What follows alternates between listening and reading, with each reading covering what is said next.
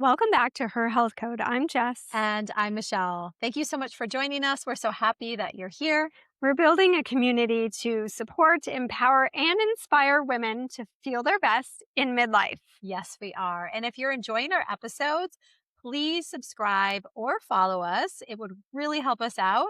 And if you're listening on a podcast platform, please just take a couple minutes and leave us a review. It'll really, really help us out. It's really simple, but it's also a way to let us know what you're liking so that we can make sure that we are continuing down that path to serve you in our best capacity with the things that, and also let us know what you're curious about, what you want to hear more of. We're definitely here and flexible and open to your feedback as well.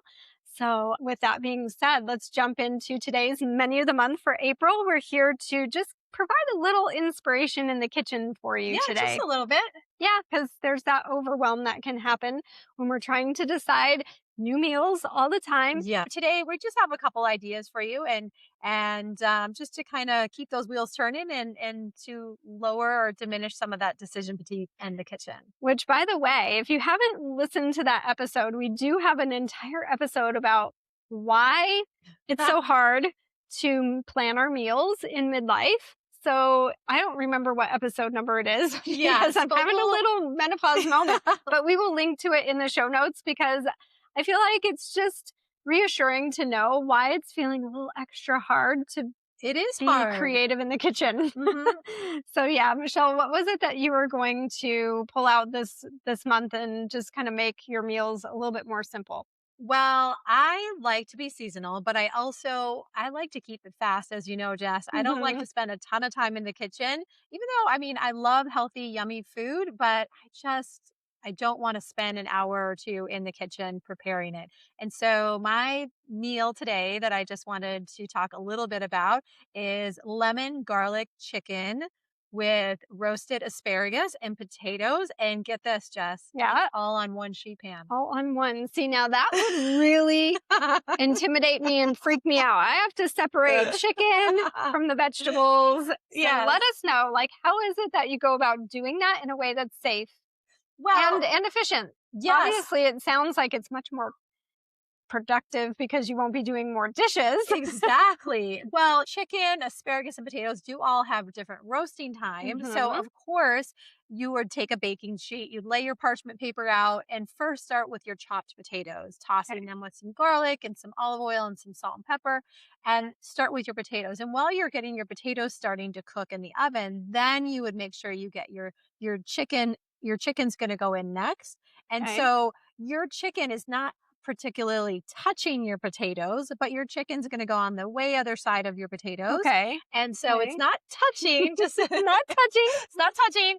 And it's all going to cook. And it's all cooking. So it's perfectly safe to do sheet pans. Okay. Yeah. They're actually, it's a thing. I know. So simple and so delicious. And no, they don't touch. The foods don't touch. And so there's no contamination or no issues with something like that with the chicken and the vegetables. So once those two things, the potatoes and the chicken start cooking, you're in there for another 10 minutes. And then at the end, the last 10 minutes or so, you're going to add your asparagus, which is tossed in a little bit of olive oil, salt and pepper.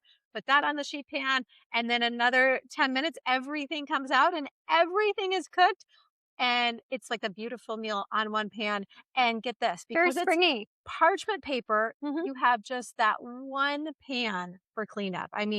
Who doesn't want a 5-minute cleanup? It is easy. Using parchment paper is definitely a hack that my mother-in-law taught. At first, I thought she was crazy, but it actually really does help to eliminate extra scrubbing. Oh, it does. Nobody wants to do at the end of a huge, especially full day. And you're done and you want to get out of the kitchen, you want to do something else, and so sheet pan meal. All right, sheet pan meal for the win. April is a month where we've got a couple of holidays, and so we've got Easter, we've got Passover, whatever it is that you might be celebrating. Those are both brunchy type of celebrations generally, and instead of making quiche or something that takes hours to prepare, because personally I love quiche, but it can be a lot. It takes a long time, especially if you're making your own pie crust and even just the bake time, and can be just a little too much. Yeah. Even so, instead, I go back to an egg dish that I actually remember from my childhood.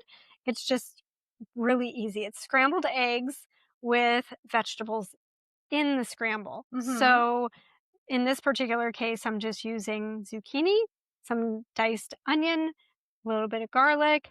I saute those and make those a little bit soft, add in the egg, Yeah. and then some Parmesan cheese, maybe a little mozzarella cheese if you want it a little extra A little cheesy, extra, extra. and you can go for it. And then, of course, some Italian seasonings and salt and pepper, Mhm. and just keeps scrambling. And it's a beautiful dish that even my son, who's not a big fan of zucchini on its own, he loves this. He will devour. Yeah. And it's definitely a brunchy type of meal, which Mhm. also, like with that little bit of green in there, just kind of does speak to spring, right? Yeah, So, absolutely. yeah. And then Yeah. obviously, salads are a great way to add a side to Yeah. any meal. And right now, there's a lot of really great herbs like Mhm. parsley. Parsley is one that I like to add to my salad this time of year just to make it that Mhm. extra little bit of, I don't know, just freshness. Yeah, and did you know parsley has another huge benefit, Mm, especially for us midlife women? yes, do Uh, tell. it actually acts as a natural diuretic in our system. And so if you're feeling a little extra bloat or you are on your cycle or you're just feeling puffy, add some parsley in your diet because it really does help the body eliminate some extra fluid in the body. That's a really good tip. I did not, I didn't realize that. Yes, I you were just eating was it because just you love it. eating it because I really like the flavor of it, and some Yeah. people can't handle it raw. So if you Yeah. can't handle it raw, it's a little too strong for you, then instead of putting it in your salad, just put it in you can put it in your soup.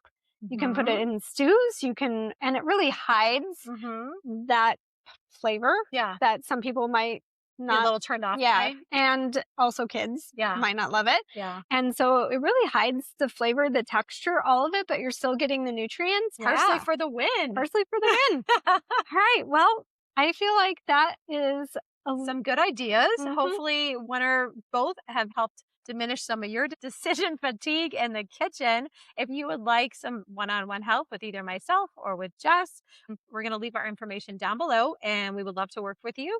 And until Until next next time, time, be be well. well.